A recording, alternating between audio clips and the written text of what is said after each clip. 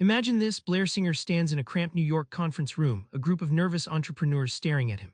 They've got ideas, fire in their bellies, but the word sales makes them squirm. Blair throws out a challenge: what if sales isn't about attack dogs fighting for scraps, but about loyal partners running with you toward a prize? Suddenly, the room is alive. But what exactly makes a sales dog? Hold tight, you're about to find out. Blair kicks off by dissecting sales personalities, and no, it's not what you think. Understanding these types changes the whole game. At a workshop in Boston, Blair matched attendees to four sales dogs: the Retriever, the Doberman, the Border Collie, and the Labrador. Each dog symbolizes a sales style, from the Retriever's loyalty and persistence to the Doberman's intense drive. One rookie, Mike, realized he was a natural Retriever, not an aggressive Doberman, and that changed how he approached clients forever. Sales isn't about biting your prospects to death.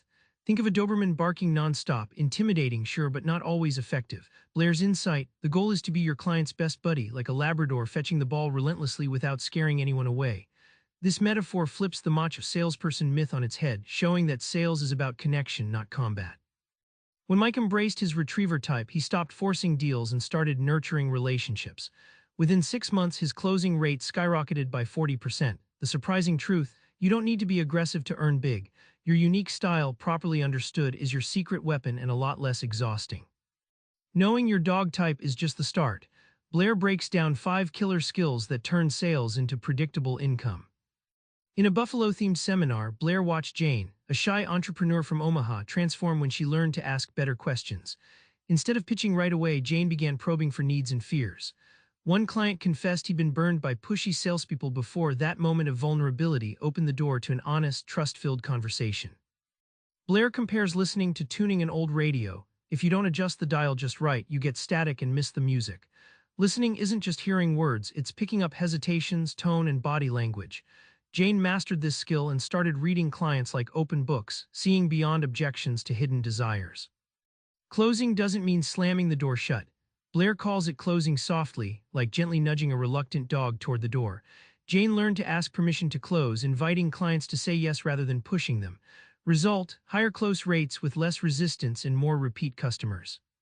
Objections are like hurdles on a sales track. Blair reveals how to sprint over them without breaking your stride or losing your cool. During a Dallas coaching session, Blair watched a flustered sales rep freeze when faced with a price objection. Instead of arguing, Blair taught her to hear objections as signals that the client needs clarity or reassurance. Suddenly, objections became invitations to dig deeper rather than brick walls to crash through.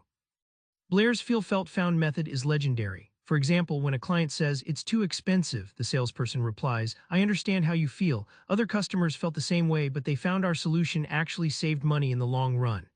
It's empathy with proof, disarming resistance and building trust. Most sales stall at a no. But Blair suggests treating it like a not now, then ask, "What would make this work better for you?" His Dallas rep turned rejections into valuable feedback loops, doubling her follow-up opportunities and closing more deals over time. Remember that NYC conference room buzzing with nervous entrepreneurs?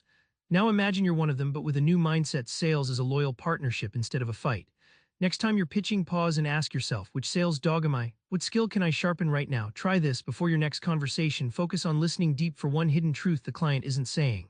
Watch how your sales transform. Subscribe for more book summaries like this one.